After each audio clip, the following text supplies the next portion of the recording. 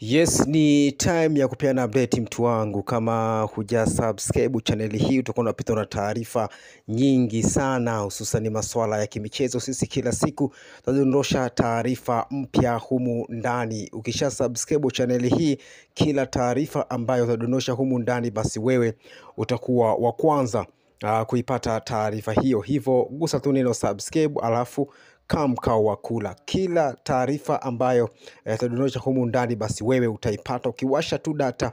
Basi notification ya channel yako hii itakujia moja kwa moja katika simu yako ya mkononi, na utakuwa kwanza kupata zile update zetu zote. Leo nimekuletea tathmini ya virabu ama wawakilishi wa Tanzania katika michuano ya kimataifa. Nazungumzia Simba, Yanga, Azam pamoja na Singida Black Star. Kumbuka weekend hii wanakwenda kukamilisha michezo ya raundi ya pili kuelekea katika hatua ya makundi, huku Singida Black Star wakiwa na Flimbuda Center kutoka kule nchini Burundi. Wao watakiwasha siku ya Ijumaa, lakini Yanga, Simba, Azam wao itakuwa ni Jumamosi na Jumapili. Leo nimekuona nikuandalie tu tathmini kuelekea wawakilishi hawa wanne katika michuano ya kimataifa, nikianza na klabu ya Simba. Klabu ya Simba wao wana asilimia 98 ya kuelekea katika hatua ya makundi ya klabu bingwa barani Afrika baada ya kushinda kwa mabao 3-0 ugenini mbele ya Singizini Hotspurs kule nchini Uswatini, na ndio maana nimewapa asilimia 98 ya kuelekea katika hatua ya makundi ya klabu bingwa barani Afrika msimu huu wa 25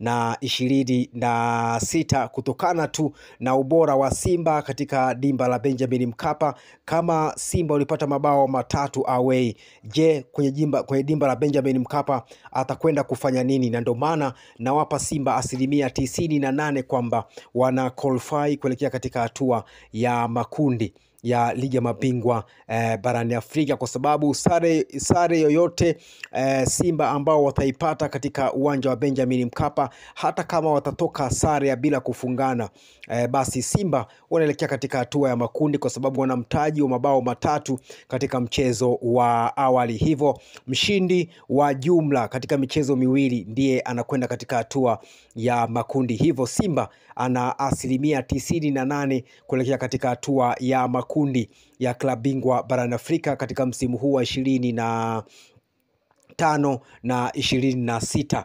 Nikirejea kutoka klabu ya Dar es Salaam Young African, wao wana asilimia 65 za kuelekea katika hatua ya makundi klabu bingwa barani Afrika baada ya kupoteza mchezo wao wa awali dhidi ya Silver Stake kule nchini Malawi. Hivyo wao nawapa asilimia 65 kutokana na bao moja ambalo wamepoteza, na wana nafasi kubwa ya kupindua meza katika dimba la Benjamin Mkapa na wakashinda mchezo huo. Hivyo Yanga nawapa asilimia 65 ya kufuzu hatua ya makundi ya klabu bingwa barani Afrika, lakini Simba nawapa 98 kutokana na ushindi wao wa kwanza wa mabao 3-0, na wanarejea katika uwanja wa nyumbani wa Benjamin Mkapa, na Simba anahitaji sare, hata sare ya bila kufungana, basi Simba atasonga mbele katika michuano hiyo. Lakini Yanga yeye anahitaji ushindi kuanzia mabao mawili na kuendelea, ambayo yatampeleka katika hatua ya makundi ya klabu bingwa barani Afrika. Hivyo Yanga nampa asilimia 65 kufuzu makundi. Kwa upande wa Azam FC, wao baada ya mchezo wa awali dhidi ya KMKM kushinda kwa mabao 2-0 kule visiwani Zanzibar, wanarejea katika dimba lao la KMC la Azam Complex katika raundi ya pili. Itakuwa ni Jumamosi. Wao Azam FC pia nao nawapa asilimia 98 ya kufuzu kuelekea katika hatua ya makundi ya kombe la shirikisho barani Afrika. Haya tu ni kutokea baada tu ya mchezo wa kwanza kule visiwani Zanzibar kushinda kwa mabao 2-0. Hivyo ni mtaji mkubwa wa kuwafanya wao kutafuta tu sare ya kuweza kusonga mbele na kuelekea katika hatua ya makundi, ambayo itakuwa ni hatua ya kwanza ama itakuwa hatua